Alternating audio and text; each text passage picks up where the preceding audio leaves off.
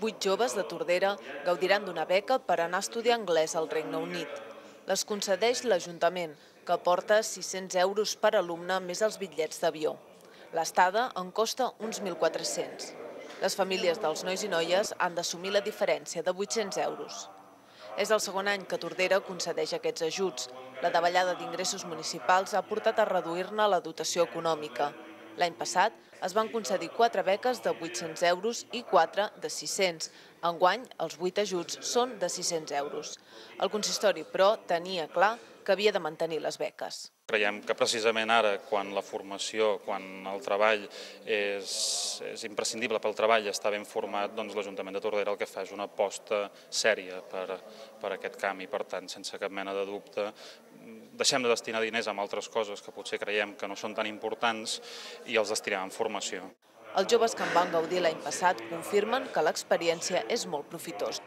El fet d'estar com obligat, entre cometes, a parlar, a mantenir una conversa amb una persona anglesa nativa, a part que és completament diferent del que tu escoltes aquí, del que tu estudies, vas agafant una experiència nova que et fa agafar fluïdesa i clar, molta soltura, diguéssim. Les importants que té això és que fem una cosa diferent del que fem a l'escola. A l'escola estudiem més gramàtica i parlem menys, i allà sobretot parlar, o sigui, gramàtica allà no se'ns en dona. L'important a la vida real no és tant el saber gramàtica,